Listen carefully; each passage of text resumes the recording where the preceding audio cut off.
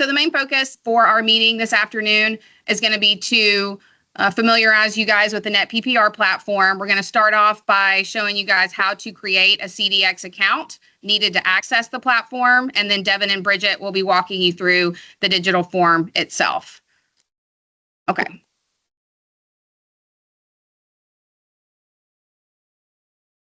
I also want to take a minute to reiterate that this platform is new for us, and we are working hard to familiarize ourselves with the system so we can better guide you through this process. We understand it's going to be a big change for everyone, us included, and we do plan on holding additional training opportunities throughout the year to make sure everyone feels as comfortable as possible. But first, before we get to the e-reporting role, let's quickly take a look at those administrative items on the agenda. A lot of you have probably heard these before, but it's just a great opportunity to remind everyone. So for program modification, notification, and submittal, we do require mandatory pre-submittal meetings on all non-substantial and substantial program modifications. So this is going to help ensure that all appropriate information is included in the submittal. It also provides a framework for open communication between our staff and you guys, the CAs and consultants, as well as, makes for a more efficient technical review. So if you are planning on submitting a program modification, please contact our team and notify us of the submission 2 weeks prior.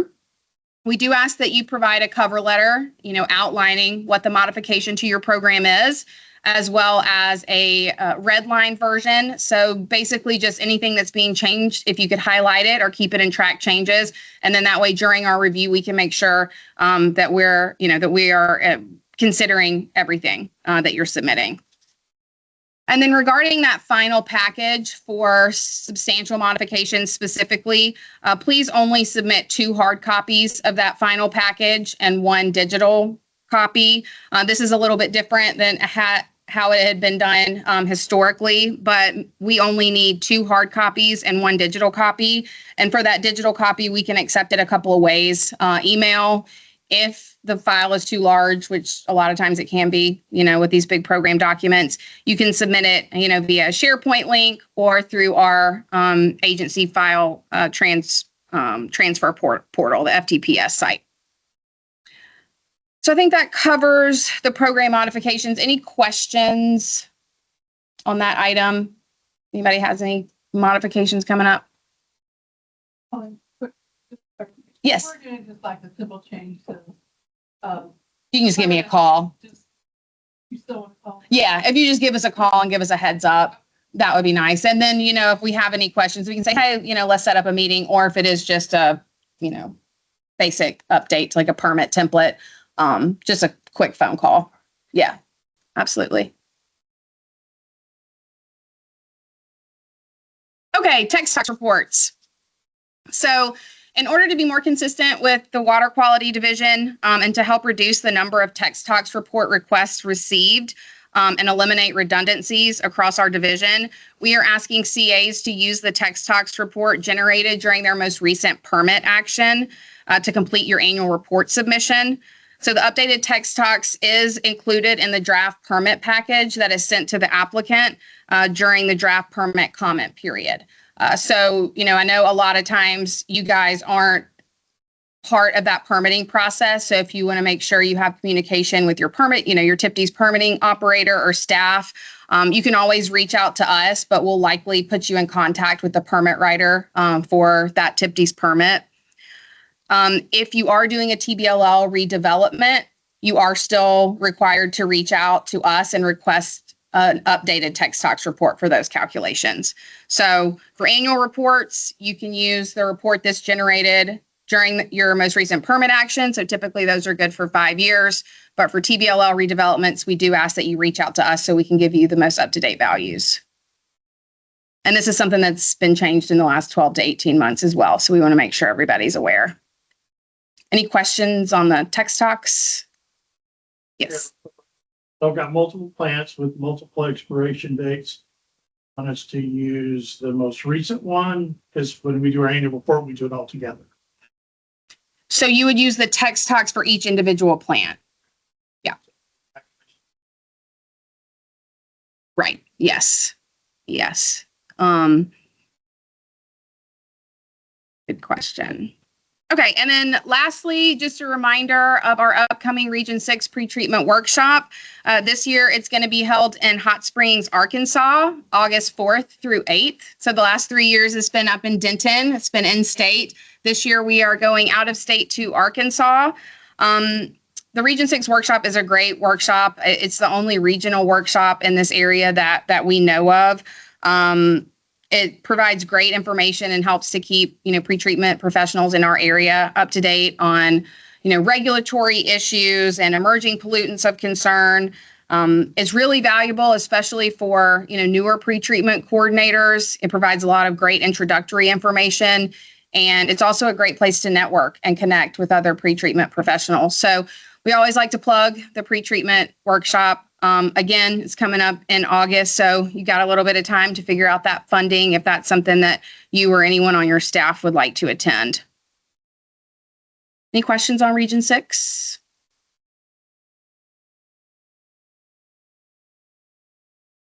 Okay, so let's jump into it and switch gears. So before you can access the Net PPR platform, you're going to have to create a CDX account that is needed to, actually log in to the platform itself. And just a reminder that this presentation is being recorded. Thank you, Jessica. And the PowerPoint slides will be made available on our pretreatment website. You can email the outreach email or WQ Pre or really anyone on the team, and we'll be able to provide you a recording of the presentation as well as the PowerPoint slides. The intent of this PowerPoint is to be informational and to be used as a resource for you guys moving forward. So the Central Data Exchange, or CDX, is EPA's electronic reporting site and is the mechanism for receiving legally acceptable data. So in our case, it's for Net PPR, or the Pretreatment Program Report Service. The process of creating a test account will also match what you will do for the production platform. So you're going to need to follow these steps in order to sign up for both the test platform, which is what we're actually reviewing today, and then again, once the final production platform has launched later this year. So we do encourage everyone to go ahead and sign up with a test account and familiarize yourselves with the format of the digital form. After Devin and Bridget walk through the form in just a few minutes, we will talk about signing up to be an official beta tester. So if you would like to be a beta tester, we ask that you sign up, really, dive into the functionality of the form and provide us any feedback that you have. That's, any bugs that you may be seeing with the form, any information that's requested that you think is redundant maybe or shouldn't be there, any type of constructive feedback we would like to have from our beta testers. All that to say, you don't have to sign up to be a beta tester, and you can still go ahead and use the test function. We encourage everyone to go ahead and get on the platform, whether you're a beta tester or not. So as you will see during the demo in a few minutes, the form's going to look somewhat different from what y'all are used to, the paper annual report form. But we are working with EPA to make sure that it meets and resembles our current requirements. Jake Wynn with EPA is on our call in a support capacity to help answer any questions regarding account creations and the permissions associated with those accounts. And that'll make more sense, hopefully, in a few slides. So a big thank you to him for being here. We very much appreciate his support. A lot of these screenshots and graphics were pulled, directly from his EPA presentation. And again, we just very much appreciate the support we've gotten from him and all of the folks over at EPA. They've been really great as we've been familiarizing ourselves with Net PPR. So now looking at the slide, you can see the link to access CDX. And then once on the CDX homepage, you're just going to get started by simply clicking on that Register with CDX button. So you're first going to be required to accept the terms and conditions, and then you're going to proceed to the core CDX registration where you will select your tool. So for us, that's going to be the Net NPDES reporting tool. And then from that services list, choose the Net PPR, Net Pretreatment Program Report option.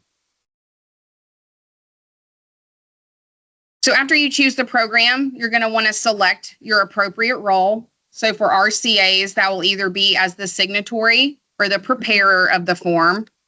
And then once you select your role, you're going to go ahead and request access. So how do you know what role you should request? So simply the preparer role is for those who will be viewing and completing data entry of the annual report only. So you won't be able to sign, certify, and submit the form, but you will be able to enter the data for the annual report.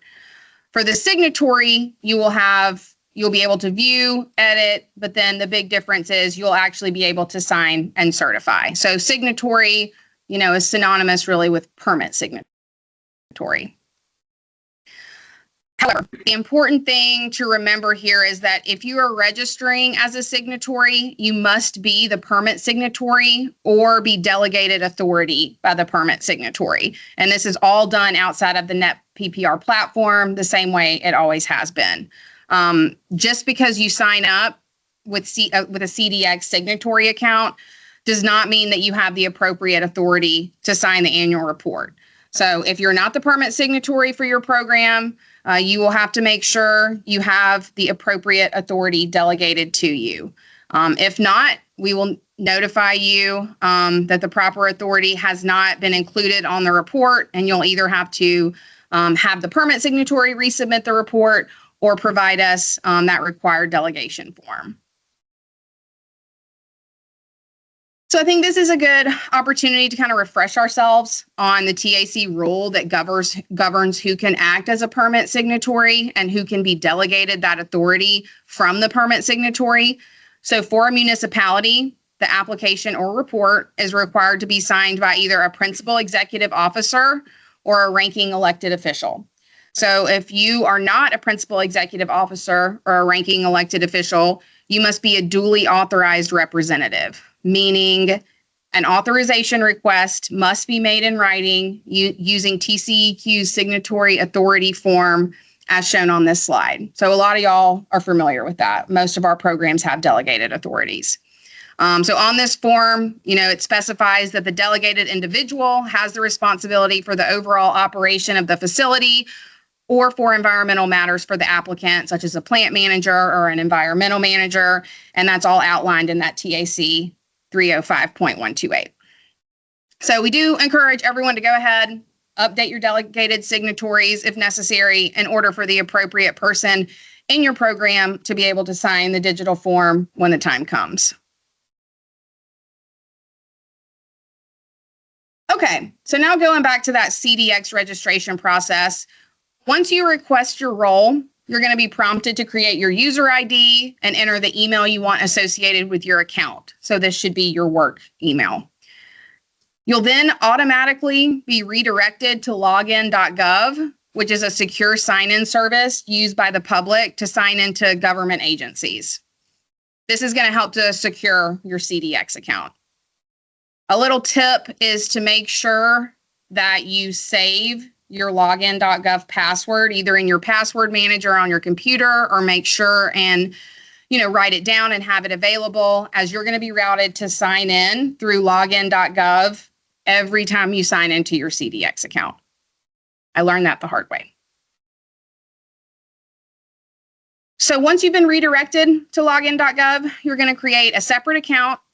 Make sure you use the same email you used to register with CDX.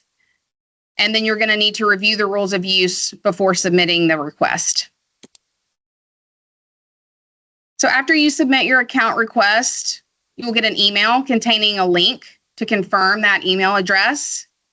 And then if you don't see the email, just make sure and check that spam account. It can oftentimes get hidden in that folder. So you're going to want to follow the link provided in the email to confirm and create your password. And then again, just make sure and save that login.gov password, as you're going to need it to log into CDX. So you're then going to be prompted to set up a multi-factor authentication method in order to protect your account.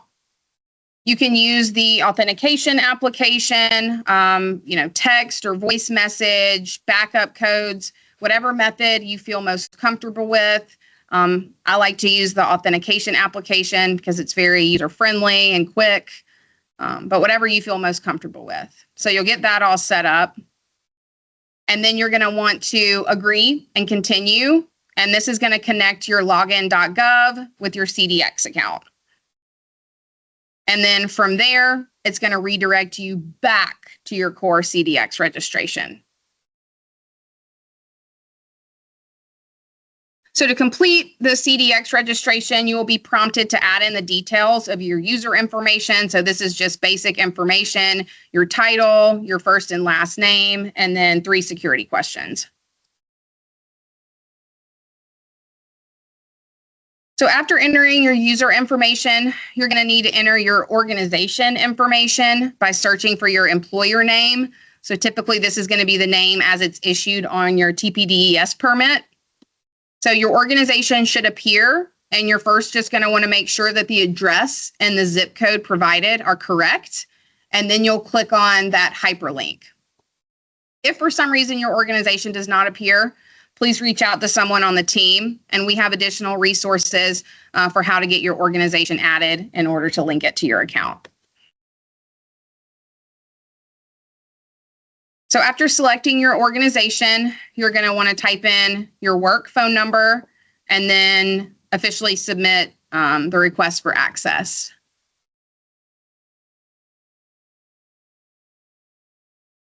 So once you've done that and added your organization, you're going to get another confirmation email with a link to activate your user account using a code provided. You can see kind of an example of what that email verification request looks like. The link is going to take you back to the CDX page where you're going to enter the code provided in that email and then create your account. So from there, just a few more steps, including entering your job title and then clicking next to continue. So at this point, if you signed up as a preparer role, your registration process is complete and you now have access to sign into your net account. If you're registering as a signatory, you will need to complete the identity proofing step, identity verification. So let's take a look at how to do that. So again, to obtain the signatory role, you're required to complete an identity verification process via LexisNexis. This allows EPA to confirm applicants have provided sufficient identity information in order to conduct business safely and securely. So there are 2 options for doing this. You can either use the electronic identity proofing service for immediate access to your program, or you can print and submit a signed form through the U.S. mail to the address on the signature agreement. It's important to note that in order to verify your identity, you are going to have to require you are going to be required to enter your legal name, your personal home address, your date of birth, and the last 4 digits of your Social Security number. So on this slide, you can see what the electronic signature agreement looks like. Once you enter your information, you will sign electronically, submit that agreement, and you should have immediate access to your account. However, if for some reason you fail the electronic verification or your preference is to send in a mailed hard copy form, you will have to print and submit the paper signature agreement to that address provided on the form. For that hard copy form, processing times will vary, but will likely take upwards of several weeks just due to, the postage and handling of the paper form itself. So after submitting your electronic signature, you're then going to be prompted to read and accept the final certification. From there, you'll be redirected to the CDX landing page and your account has officially been created. So on this slide, you can see what the home page looks like when logged into your account. And then to get access to your program's annual report, you're going to click on the signatory role hyperlink. Or if you're a preparer, you'll see preparer under that role. So from here, you'll need to link your account to your pretreatment program's TIPD's tracking plant. So in order to do this, I know it's kind of small up there, but there's a screenshot, and I believe Devin will maybe showing this in the demo. You'll click on that search for permit, and you'll be able to enter the EPA ID number. You'll then be prompted to request the specific permission associated with your account. You can see that in the bottom screenshot here on the slide. So again, these are the permissions that we went over for each role earlier. If you are a preparer, you will only be able to select view and edit. And then if you're a signatory, you can select all available permissions, including view, edit, sign, and manage. And then once the request is submitted, TCEQ will review and approve that permission. So after your permission has been approved, when you log into your CDX account, you will see your program listed. So on the slide, you can see several test programs. That's because we've been doing a lot of testing. But when you log in, you're going to just see your individual program there. So in order to access the annual report form, you'll click on the Actions drop-down menu located beside your program name, and then hit that Manage Annual Report Forms button. And that's going to take you to your annual report record.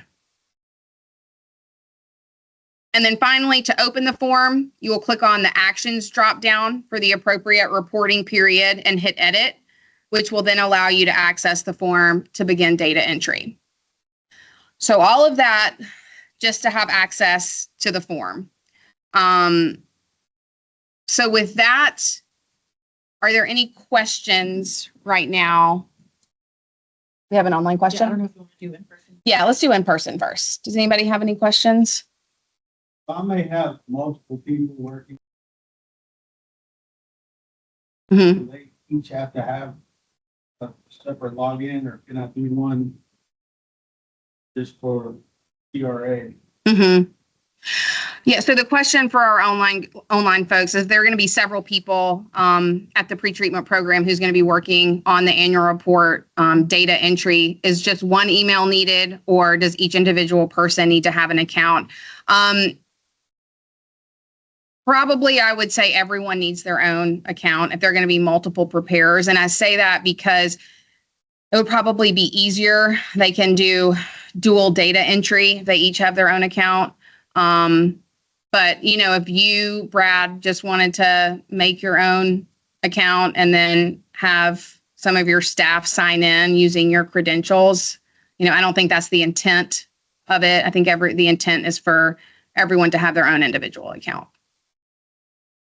Yes, Bridget. I think there is also a mechanism, people check out the record when they're editing. So it does show like who's actually checking in and checking out. So it's also a good way of tracking revisions and who's updating stuff.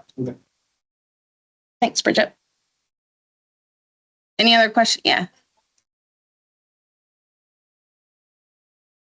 Yes.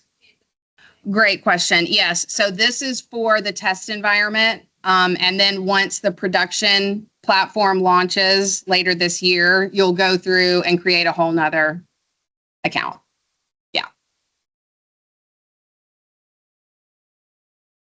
Right. So basically, to get to this CDX login, it looks exactly the same, but the URL is a little different and it has like test in there. But for the final production platform, that test isn't in the URL. Yeah. But everything right now looks identical. Yeah. CDX right now. Mhm. Can I get to this through my CDX? Or this is just testing. This is just the test environment. Yeah. So you won't have access through the actual live CDX now. Yeah. But I believe once it does go live on the production platform, you'll log in and then you'll see your individual programs listed. So let me just go back really quickly. So right here, you'll have individual program services name, and you may have that already with multiple programs. Yeah. Any other questions? All right, Jessica, what you got?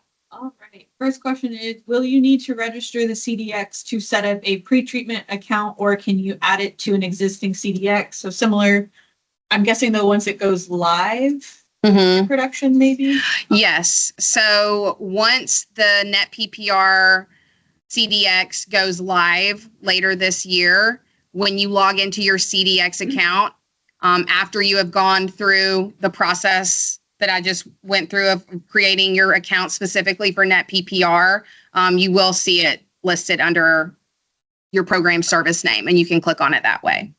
It'll be individual services. Next question is, do we need to register preparer and signatory separately? Yes. So if you're going to be a signatory, you don't also need to sign up as a preparer. You inherently have the same permissions as the preparer. So if you do have, the authority to sign up as a signatory, you will not need to sign up as a preparer because you will have those permissions. The view, edit, sign, and certify. Next question, looks like someone's following along in the CDX. Are the programs added to live version yet? No, it is not added to the live version yet. So that will happen, we're thinking, sometime in the fall. Right now, we are using the test function to get, we don't want to launch anything that we then want to go and change, right? We want to work out all the bugs now using tests, get feedback from y'all, and then, be in a good spot to launch the production platform sometime in the fall. The next question was, can you drop the test URL into the chat? And thank you, Devin. He just added the test link in the chat for everyone. Okay, great. The next question is, when will the production CDX go live, and what will be the deadline when everyone will have to go live with it? That's a great question. So when will the production go live, and when will you have to have your CDX account? So again, we're hoping for the final Net PPR service to be available and launched sometime in the fall. Our first programs that will potentially be using this is if your annual report is due December 31st, 2025, the e-reporting rule goes into effect. I think it's December 21st, 2025. So for those programs who have annual reports due at the end of December, if you don't get your paper annual report form submitted before that December 21st deadline, the expectation is that you submit through the final production platform digitally on Net PPR. Then, we have programs with annual reports due throughout the year. So the way this works is you're not going to have access to your annual report form until 3 months before your annual report form is due. So, say your annual report form is due in April, you wouldn't have access until 3 months prior. So,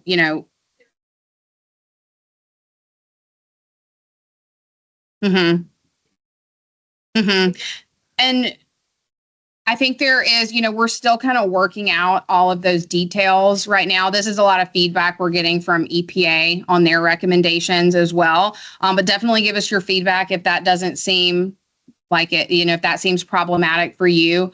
When we go through the demo though, Naranga, I think it will seem a little bit more doable because for our influent effluent data entry, we're not going to be inputting that directly into the form. It's going to be an Excel spreadsheet attachment, so that you can be entering throughout the year. You won't have to do, all influent effluent data entry within those 3 months. You can, have that spreadsheet outside of the Net platform and then upload it once you have access. But that's great feedback, so definitely. That was all of our help. Okay. Any other questions in person before we move on? Okay, so now we will switch over. So for those online, I'm going to stop sharing my screen so Devin can come up and share the demo of the actual Net platform.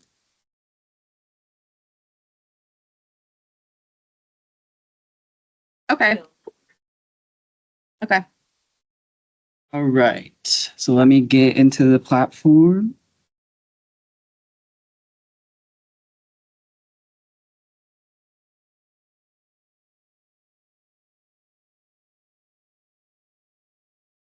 Okay, so I have to log in from the beginning for you guys. So you guys, I'm going to walk through basically what Colleen just showed you.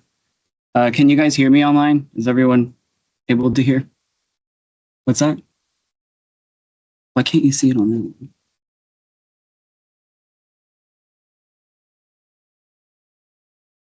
Colleen, how do I get it on the right screen? Let's see. That's it. Okay, here we go. You got it. Yeah, there you go. Now I'll share the window. Technical difficulty, sorry, you guys. Now we should be good. Okay, that works better for me too. So I can see online. Okay, so when you log in, it's going to link you over to login.gov, and you're going to have to log in with your account. So this is kind of the extra step that Colleen was talking about.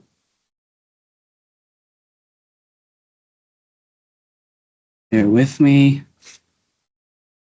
I have a lot of passwords. I have to remember this one. Okay. And now I have to get my code. So you can see live how this is kind of cumbersome to even get into. But it's good for you guys to see all of this. Okay, so now I will be linked to the actual platform. So you guys here, when you go in, you'll see either signatory or preparer. I have stay RA because we are the approval authority. But for today's demo, I'm just going to go in as the signatory. This should mimic pretty much what we were seeing in Colleen's presentation. It's a little big, but that's good. So like she was saying, you'll search for your permit and you'll request access to that. I want to be clear here that we as the TCEQ create these, and then you have to ask for permission to get into it. So if you're not seeing it in the test environment, we've only entered a handful of beta testers. So if you would like access, just reach out and we'll expedite that. Just if you aren't seeing it yet. Want to be clear about that. So for today's demo, I'm going to go through this test record. You have to manage annual report. I'm working on this one, so I'm going to go in and edit it. You can also look at archived ones. So every time you complete it and certify it, it'll save it here. So I'm going to go in, edit this. It shows all my permissions at the top. If you're waiting on anything from us for permissions, it'll show in your action center. And I have some waiting there, so I should probably check on this. So this is what you will see when you start filling out the actual Net PPR annual report form. And I'm just going to go through everything one by one. Just want to look at my notes, make sure I'm not missing anything. So the first section is annual report information. This is it should reflect your program, pretreatment program annual report period. If this looks wrong, let us know, because this is what we enter, so we can edit this. But if you go to the next section, permit information, that is all, or I've entered all of this, so it takes me to the end. But it's a smart form, so when you click next, it will just take you to the next section that needs entry. I've already entered a bunch of information into this, so it just takes me to the end. But this is all derived from ISIS under permit information, and it'll just include the address, permit expiration date. This should be correct. If it's not, please let us know, because that's a big request on the back end for us.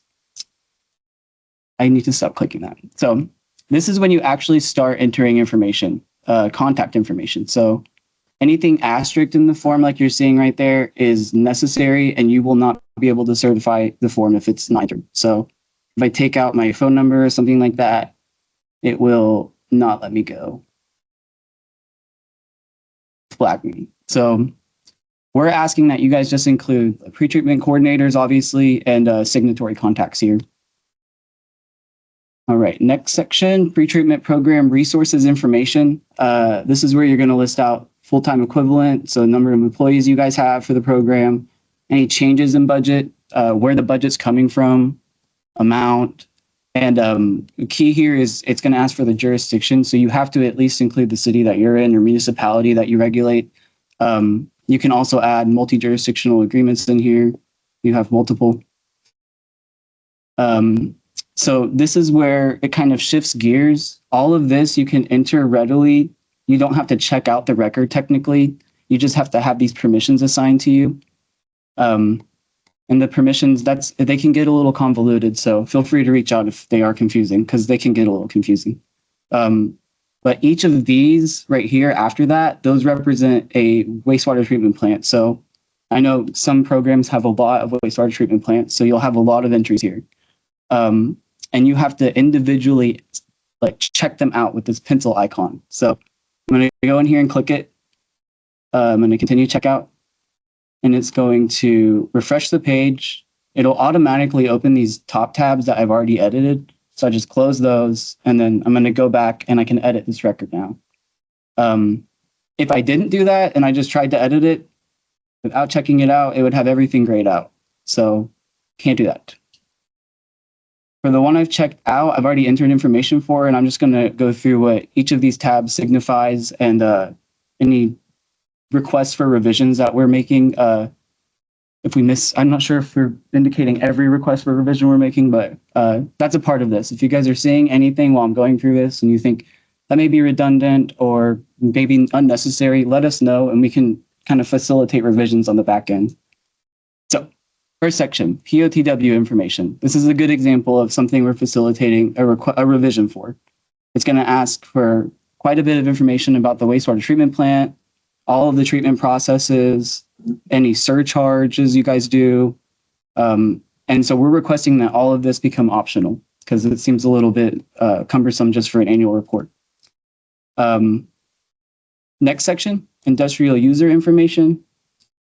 That's where you're going to enter all of your SIUs and CIUs. It also has some other drop downs for unpermitted SIUs, CIUs, and permitted non-SIUs, but for the demo, I'm just going to focus on permitted SIUs and CIUs because I know we all deal with that. So I put a test metal finisher in just generically.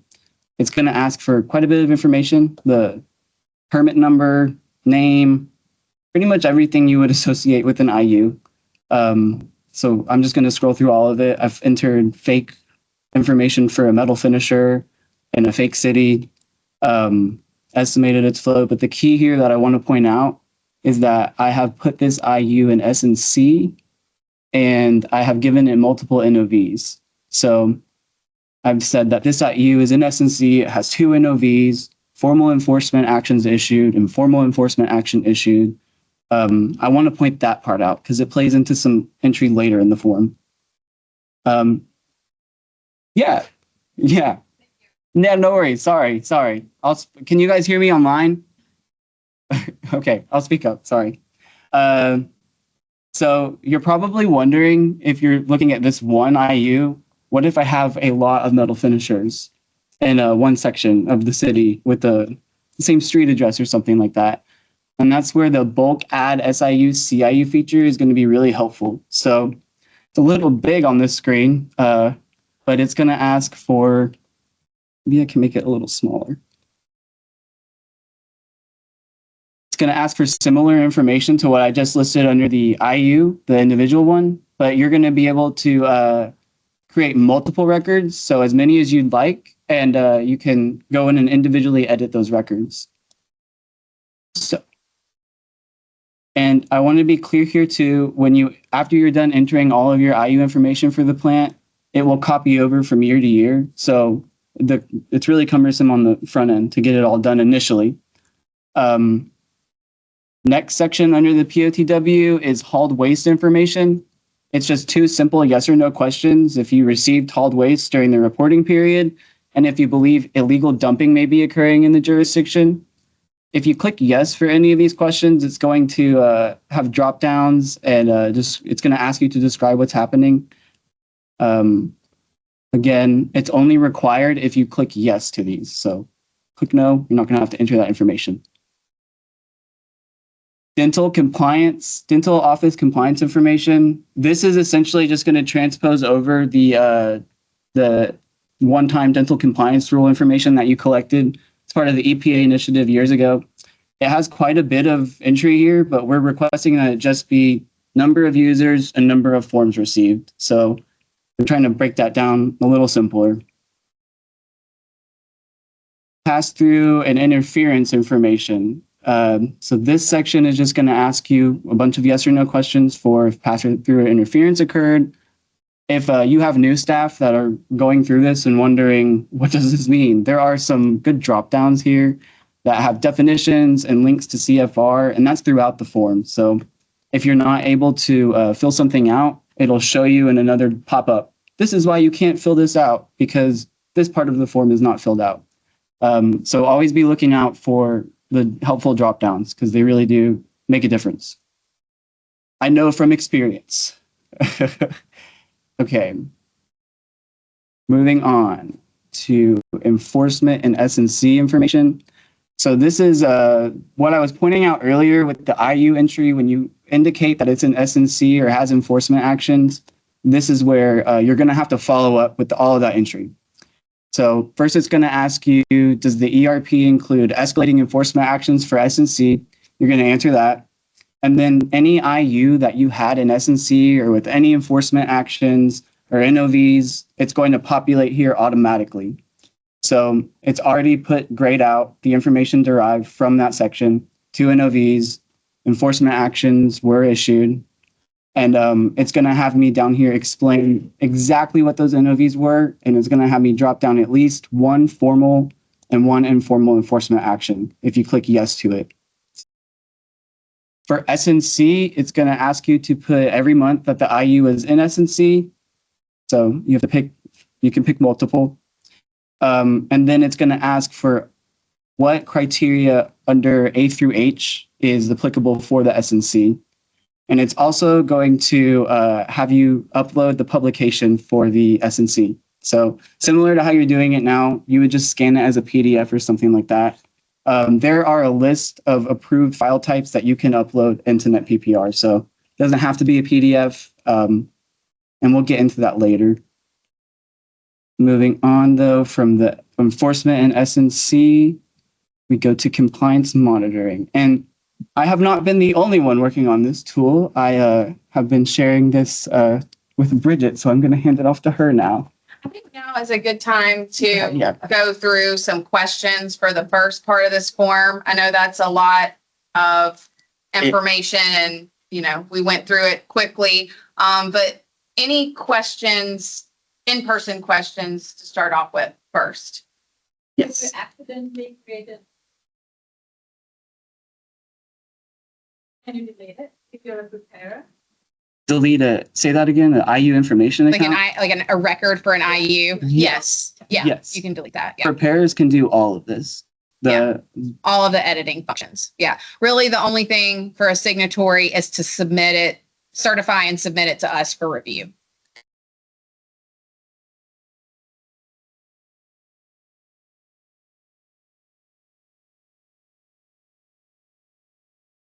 It'll be multiple, right? Because it's the S&C for each individual. As it's built right now, it has it for individuals. So that's good feedback. Yeah. Is there any additional that PPR is asking for that historically had not been asked for? It looks like you're performing the PPS for every industry. Yes, that's exactly what this is mimicking. So it'll look very similar because in the next section, it like summarizes everything. So you'll see it and you'll be like, oh, that looks just like the PPS we already knew. There is some information we are asking for, but we're also working with EPA to remove it because we want the process to stay the same. Yeah. So you'll see a lot of more detailed information in this NetPPR form, but we are working with EPA to try to just make it the same as what y'all have to submit now. Mm-hmm. And so you may see, you know, some of this information requested, but we don't want to remove it entirely in case you want to, you know, like for the wastewater treatment plant operations, tracking any changes there. We're going to keep that there, but just make it optional, you know, like for, you know, wet testing information and all that good stuff. So if you want to use it as a way to track that, you know, for pretreatment specifically, you'll have that option. But, you know, our intent is not to require you guys to submit that every year. Yeah, and the intention of this is like if you're testing it, you're going through it, and it flags you, and you think that's not necessary, I don't need to. Let us know because that's good feedback for us. Okay. Oh,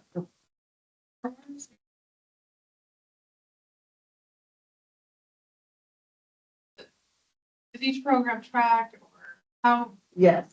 So you're Each gonna have plant, each plant, you'll have to do this for their IUs. So if this plant has, 30 and this one has 2, you'll have 2 separate sections. but so I think so you know how at the homepage when Devin, I said, well, this is Devin's, we have a lot of different test records. You're only going to see your one program listed. For North Texas, when you log in, you'll see all 7 programs. And then, yes, you'll enter all of that information individually.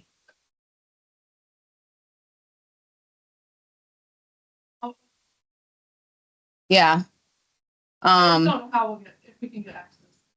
Other than- Oh, like they're discharging to other Like we plants. could be the preparer. Right.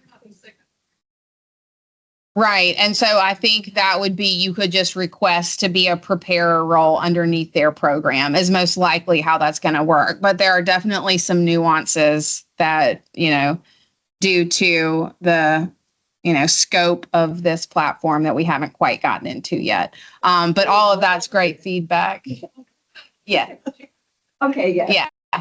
Yes, and I've gotten her request, and I believe we have North Texas records already created. So when y'all create your CDX account and log in, you should be able to see your program.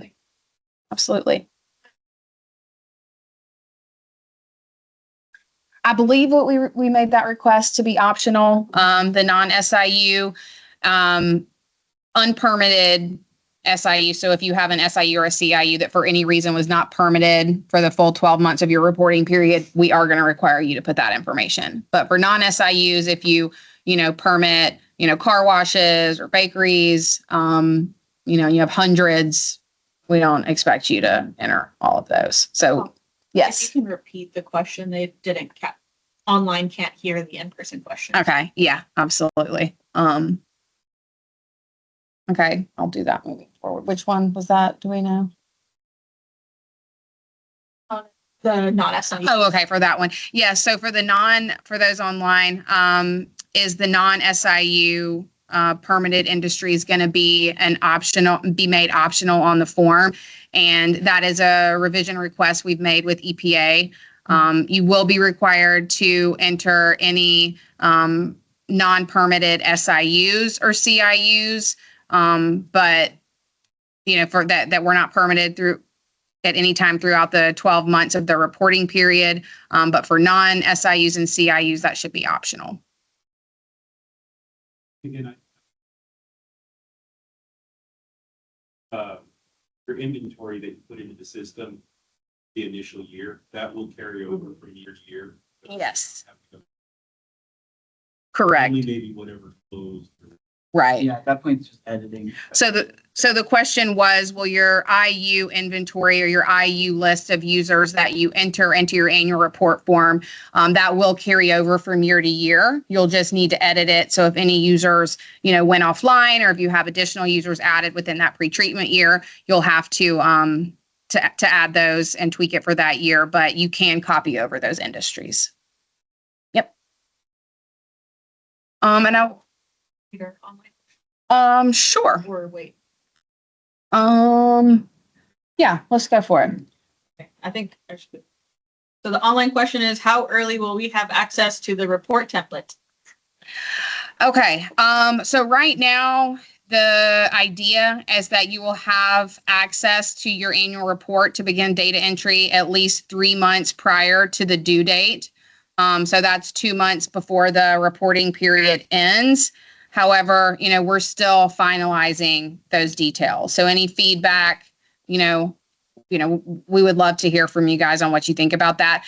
The feedback we've gotten from EPA is the intent is not to have the annual report open for the full 12 months. It's to be doing data entry at the end of the reporting period. So The next online question is, can you have multiple facilities checked out at the same time by different staff accounts? So I think when Devin was checking in and out the wastewater treatment plant plants. facility. Yes, that's a great question. And yes, you can have different staff check out different wastewater treatment plants to be doing individual plant and, POTW, But not at the same. POTW, they can't be logged in. I checked in his earlier. Like it was just checked out by one person. But like different different plants. Under a different one. Right. Yeah. So you'll be able to check out different records. I don't think staff will be able to have the same plant record checked out at the same time. But I think that's the intent of checking it out. And so different staff can go in and check out different records for data entry.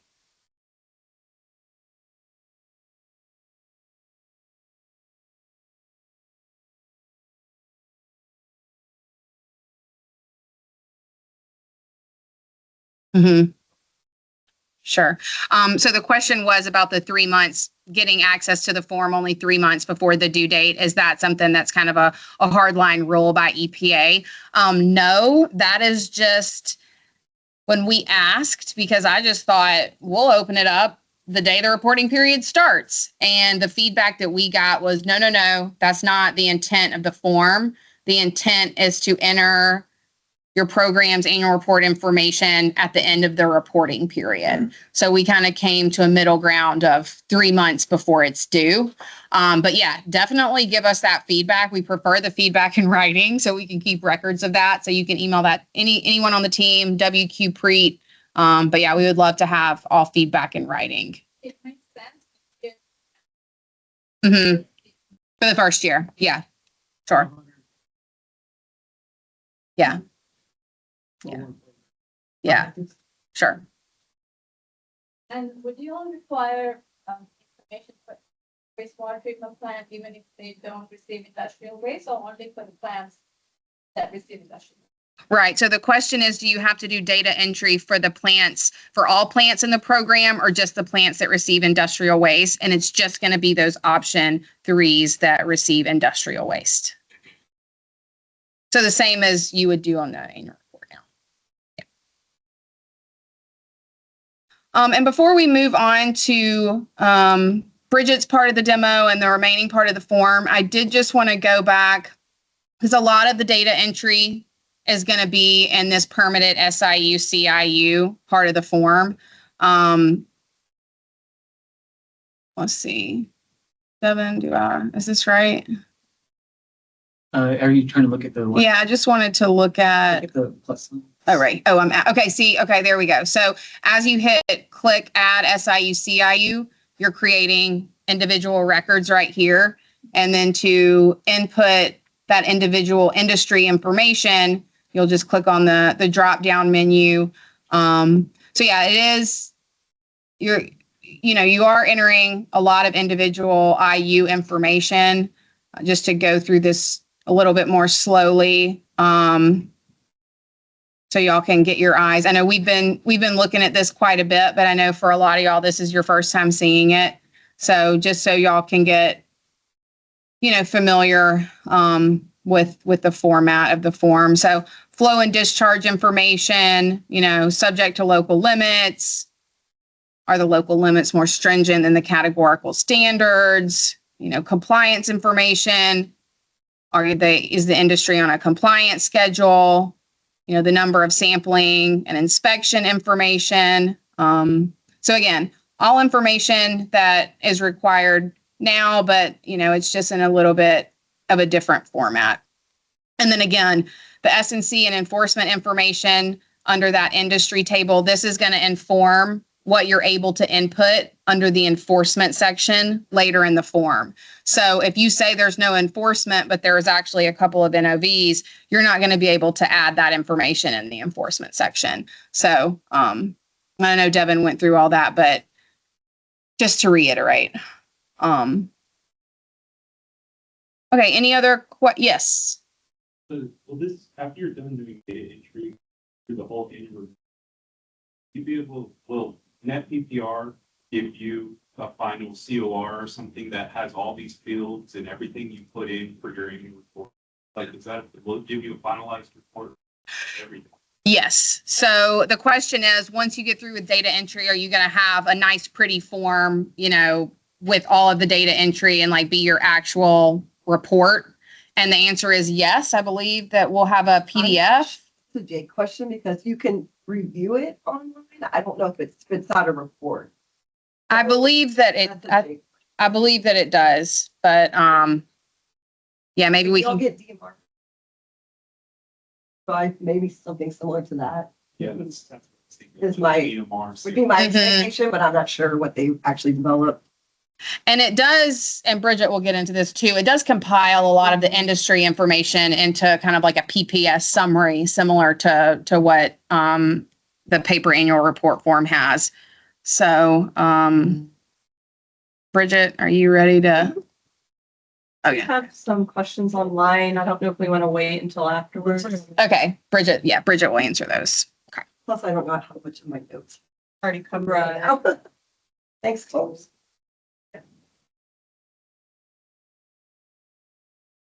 All right. Thanks, Colleen. And thanks, Devin. So kind of just continuing. Oh, where's that? Where's something else? Oh, there we go. Sorry, this is a little glitchy. So kind of continuing where Devin left off. So at this point, you've kind of like gone through, entered all your IU data, everything. And again, it should be saved from year to year. So the first year will be, the most strenuous one. But after that, you go into the compliance monitoring tab and it has this drop down. The only question you'll see here is the control authority and self-monitoring independent? And that kind of just alludes to, are you sampling in lieu of for your industries? So if you're sampling in lieu for any of them, you'd put yes. If you're not, you'll put no. And this is kind of where you'll kind of see a summary of what you've already done. So this kind of goes back to what you were asking. Here's kind of like the auto-populated. You don't have to fill any of this out. It's pulling from all that industrial user information you've already put in. Again, it kind of, mimics the PPS form or the pretreatment performance summary form that you're already filling out, but you won't have to count anything. It'll just automatically do all that. That's kind of one of the first cool things about this that will become kind of automated. For the next section, we're going to talk about local limits. And again, keep in mind, we are asking for quite a few revisions in some of these parts of the forms. And so this section is where you're going to actually input your local limits. So you'll answer this question: does your POTW have local limits? Yes. When were they last adopted by your POTW? This should be approved by a TIPD's permit action. So it should be in your pretreatment requirements section. It's that bold date. You can input that here.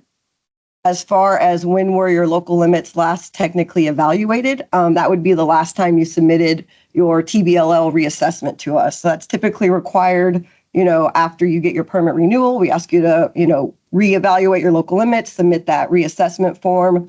That's what the date you will use there. So for this next part, this is going to look a little different. Again, this is the current form.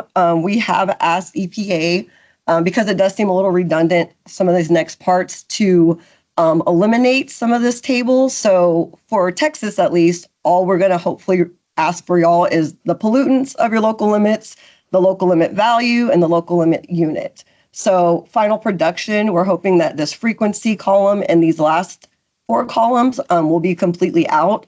That's kind of what we requested. If y'all see a benefit to it, just let us know. But just keep in mind that this will look a little bit different and a little more simple and concise whenever the final production comes out.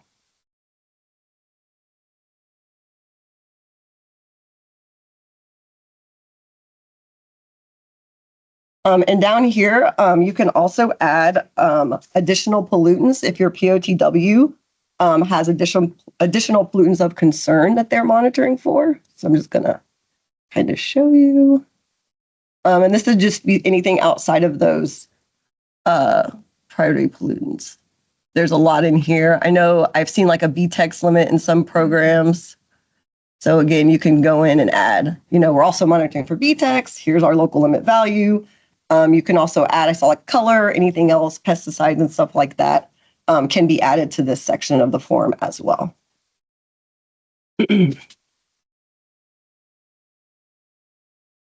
So this next section is kind of where the most changes we have requested.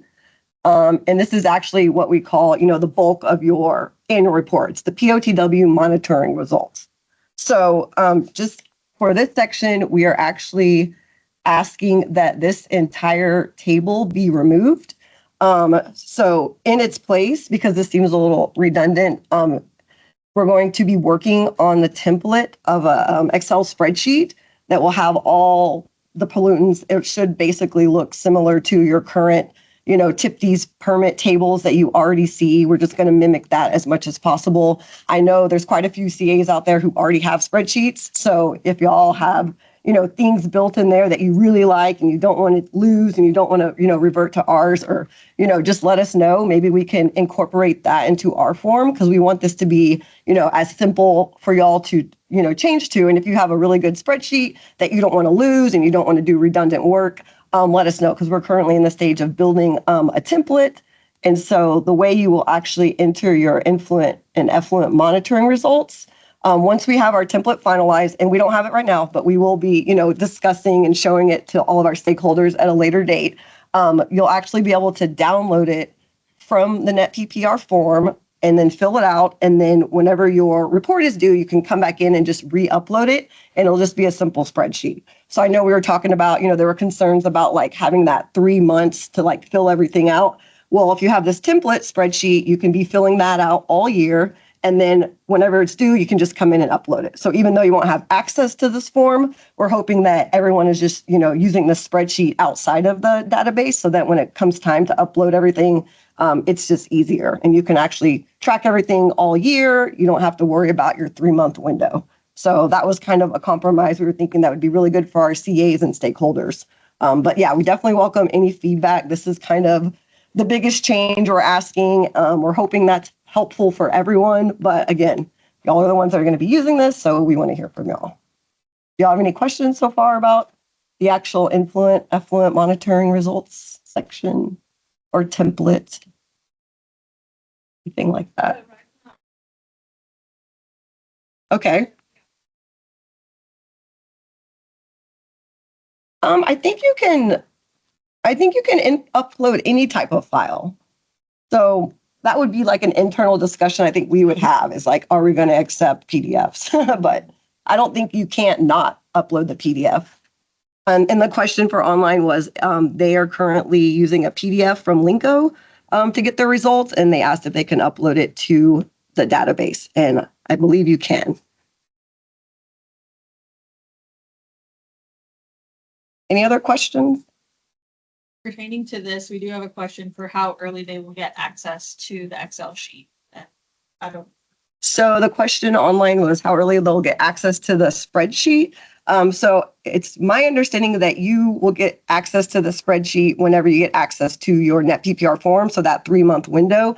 However, if we do finalize a template, we will definitely share it with everyone well ahead of that. But as far as can you go in and download it now, that the downloading template part won't be accessible until your form is available. But I assume we would have something available online on the TCEQ website and stuff like that. Yeah, and our intention is to have the final Excel spreadsheet template finalized before, I don't know how much before for this first year, but before the production platform goes live. So we want y'all to have access to that spreadsheet before you have access to your form again, so you can start using it. So the plan is to, send an email to our stakeholders with that template, upload it to our website, so y'all have access to it before you can access your form online. Any other questions, Jessica? There's quite a few more, but I don't know if you want to keep going or answer them all now. Are they over? I'll just finish and then we'll move back to the online questions in case some of them are answered. Okay, so moving on to the next section. So this is going to be modification history. Again, really short. Oh, crap. Uh-oh. Technical difficulties. I think it's on the. Oh, I clicked something else. Thanks, guys. Appreciate it. So modification history. This I actually like as someone who reviews modifications. So this section is for, again, if you've had any modifications approved, during your last reporting period, go ahead and just let us know. It's just a couple of boxes. And then this thing is kind of expected modifications. So this is just, let us know if you're like thinking about, a huge, if you want to do a TBLL, redevelopment, or maybe you're doing like a plan expansion, or you want to update your, forms and stuff. You can just kind of give us a short blurb of what you might be planning in the next reporting year. So that'll put that on our radar. Just kind of helps us know what our CAs are doing. And just, I think this is really helpful to have. But yeah, both of these are pretty simple to fill out. Just another way to track changes in the program, historical changes over time, and see what CAs are working on.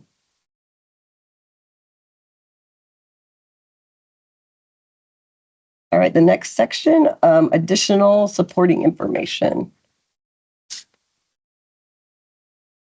So again, this section is used to provide or upload additional information pertinent to the annual report, such as written authorization of who can sign the report, like the updated signatory form. And again, reminder that the signatory that will be signing and certifying the annual report and net PPR will need to have a signatory role assigned and must also be a principal executive officer or ranking official working in an official capacity within the CA or municipality.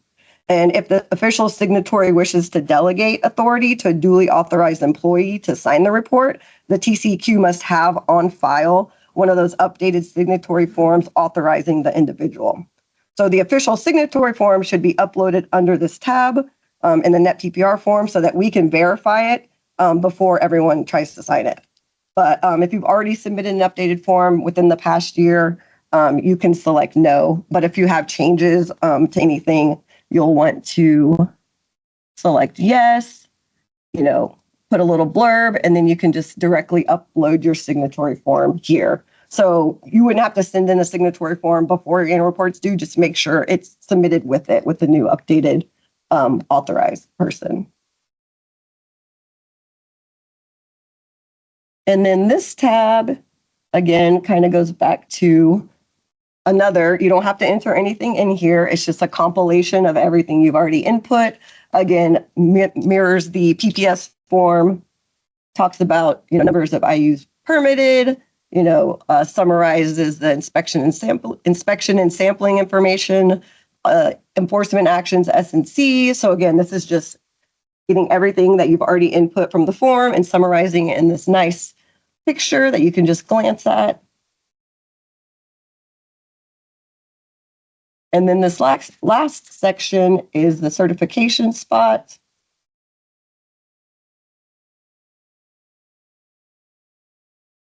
So this is kind of the end of the annual reports.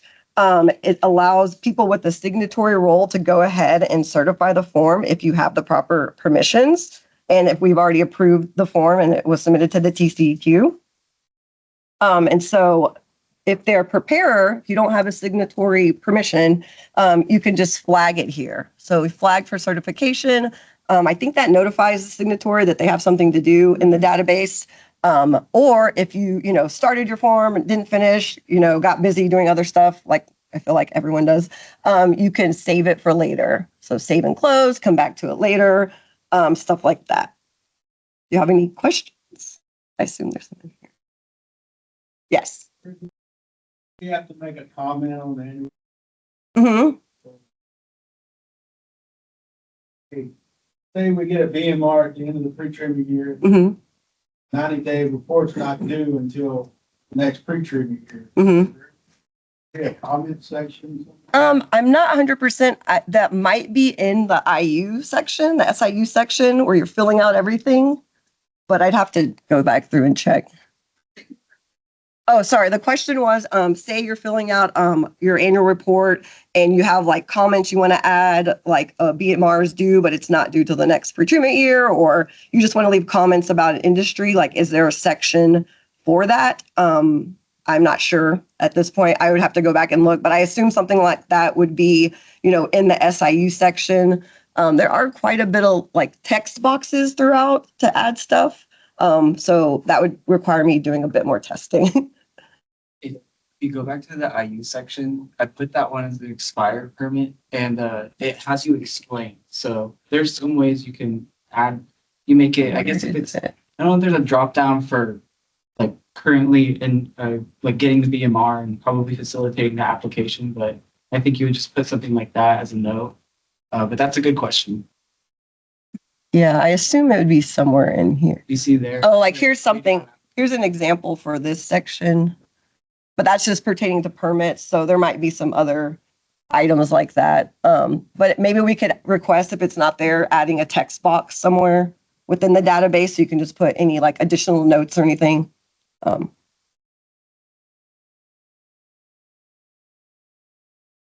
More questions in person?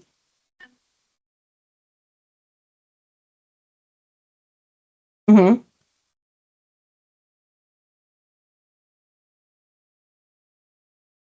You see. Oh, I see what you mean. It's the question is per industry instead of per pollutant. Oh. Not sure. I wonder if you answered yes to that, if it gave you a drop down to enter. I think that was under the industry information. Can't remember now. I think at the top with you. Yeah. Specific to. Yeah, if you go to the scroll up a little bit where those 3 records are at the plus, yeah. That may not be here. It may not be wrong. You just scroll down.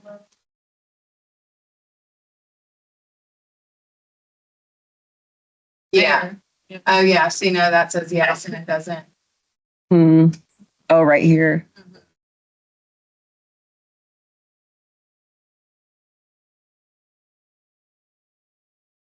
Okay. Is this, I mean, we'll comment, but is this really necessary to know?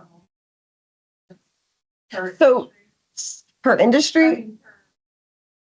So this is per, I think it's under per program, like the local limits are outside of, like there's like the wastewater treatment plant information with all the industrial users, and then it's like the monitoring information.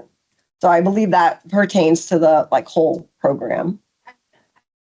Yeah, to make it easy to swallow, you really only have to do it one time, and it copies over from, you can import that information,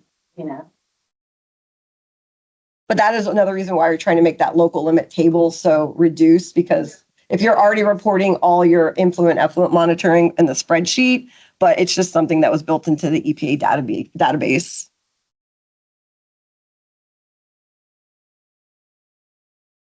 Sure. If I take part in the beta test, will the records be transferred from the beta to the live production, specifically industrial records? No, unfortunately, the test environment is completely separate. And the question was if, okay, sorry, that was online. No, the test environment is completely separate. You will have to do everything again with the production rollout. So I would advise, if you're testing, don't input all of your users, just do a few. Next question, I think we've kind of already answered this. Can we see the annual report so that we can see what info we need to keep before we have to fill it out? I guess maybe they're asking to view test, like the test form. So the answer is yes. Yes. You can access the test and then go through the form. Yes. So if you access creating that CDX account. Yes, you can see right now what I'm showing y'all is exactly, besides the changes we've discussed, what will be rolled out officially. So if you do sign up for the test CDX account, and again, we encourage everyone to, you don't have to beta test. You can just go in as a user and play around with it and get comfortable with it. But yes, this is what is to be expected when the official production rollout. On that note, is there a list of required information such as like a PDF version that they can access, like a list of everything that's going to be going into there? Like a list of what needs to be entered. We don't currently have that. We are working on some more guidance and screenshots right now in the interim.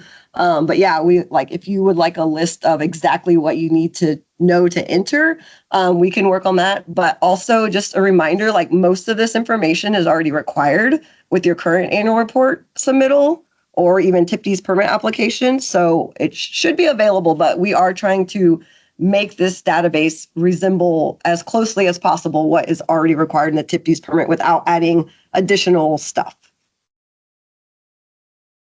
Clarification on the dental reporting section. Let me go back. That was just the question. So the dental, I believe we do have a request to make some of this optional. So I think at this point, we'll probably, because if you notice, everything's asterisk, so that technically means you have to fill it out. But we did submit revisions to the EPA to kind of make a lot of this optional or remove it. But I think we're definitely going to ask for the number of the facilities, which everyone should have. And then if you had received your compliance reports, basically the same thing we've been asking y'all during audits. Have you identified your universe? And then did you receive all your forms? Question, will there be an import option for the IU information and data, or does it need to be manually typed in? It will need to be manually typed in. Again, after the first year, it should copy over. So each year following, you can make, revisions, omit, delete. But yes, this first year is going to be a bit more tricky and a bit more involved with the IU part.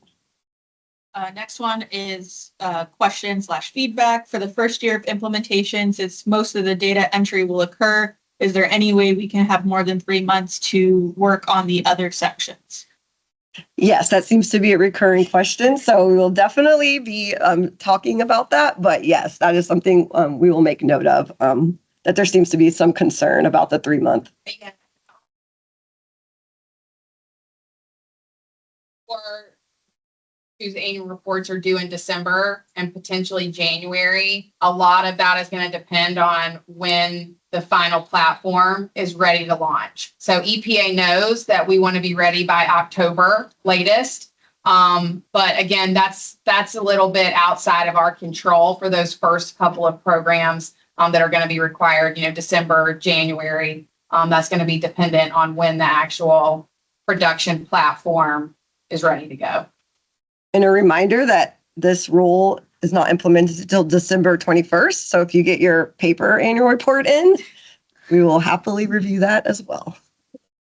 On that note, the next question is TCEQ anticipating dual submission, i.e. both paper copy and online data entry required?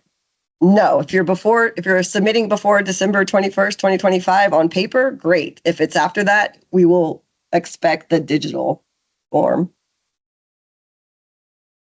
That's all the online ones. Okay. Any more in-person questions? Well, and again, we'll be available, after this presentation. So that completes our net DMR. Feel free to reach out and come talk to us. And then just quickly, kind of a final note on requesting beta testers officially. So we want everyone to sign up for test, go in, play around, look at the different sections of the form, its functionality, put some test records in there. Even if you don't, feel like you have the time to provide us feedback. However, if you want to be more involved and provide us feedback on, any issues you're seeing, and that's any bugs with the form, anything, again, redundancies, anything that you don't feel like should be there or doesn't work well. Again, we want it to be constructive, don't yell at us too much. We want constructive feedback. But if you do want to be an official beta tester, please let us know. For those online, if you want to be a beta tester, please go ahead and drop your contact information in the chat. For those of you in person, if you wanted to just maybe star your name on the sign-in sheet, that would be a really great way to do it. Or if you decide after the fact, just shoot us an email. And then that way we can make sure on our end that we have your record created. So then once you create your CDX account, you're able to link it and then, begin data entry for your program. I have another beta testing question. Okay. I think it's already been answered, but if you were a part of the beta testing, would any of the core data be able to be transferred to the live version? Right. Nothing is going to be able to be transferred to the live version, unfortunately. So that means you don't even really have to be entering correct data. Like if you just want to be playing around with it, it doesn't even have to be industry specific. If you want to play around with the enforcement section and see how the IU information table relates to that enforcement section that you have to enter, you can just make all that data up. You don't have to enter real information. It's just a test environment. It's not being transferred to any real database. We really are just testing the functionality of the form and then, the actual information that's being requested on the form. That's what we're interested in your feedback. And like Bridget said, you guys are going to be the one using this. So your input is extremely valuable now more than ever because we still have, we are having conversations with EPA about what we're seeing on the form, what we anticipate, your needs being. So hearing from you guys is really important to us. Any other online questions? Nope, got a few volunteers. Thank you. Oh, nice. Okay, great. So any final questions from our in-person folks? So the information.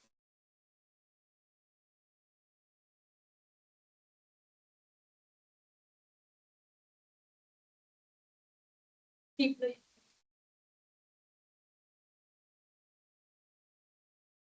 So the question is, can you download any of the information entered into test to then later re-upload into the production platform? Not to my knowledge, but I mean, play around with it, see what you can download. We're certainly not experts on the form yet. We hope to be come fall, but I don't think the intent is to be able to do that. No.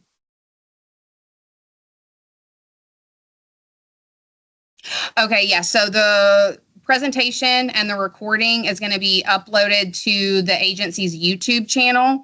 So you should just be able to Google TCEQ YouTube. We can also drop it in the chat. Devin, if you wouldn't mind finding that and dropping it in the chat. We'll also share with the outreach stakeholder email.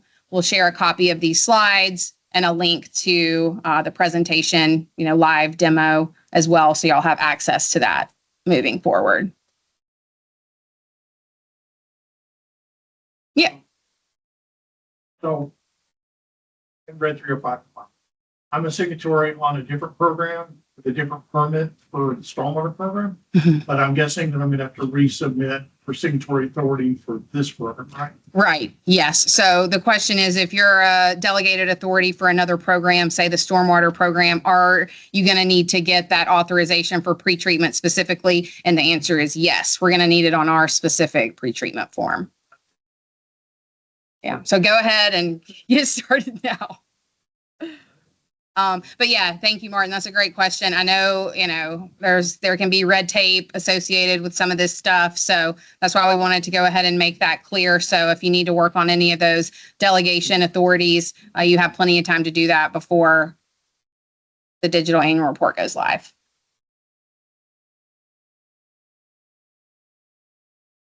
Anything else? Okay, well, I did have one final bittersweet update. My last day with TCEQ is going to be next Friday, April 11th. I just wanted to say how much I have enjoyed working on this team. It's the best job I've ever had. I've enjoyed working with our control authority so much. And, I know that transitioning to the annual report will be a lot of work, but I'm leaving y'all in great hands. So, but thank you, everyone, for being here.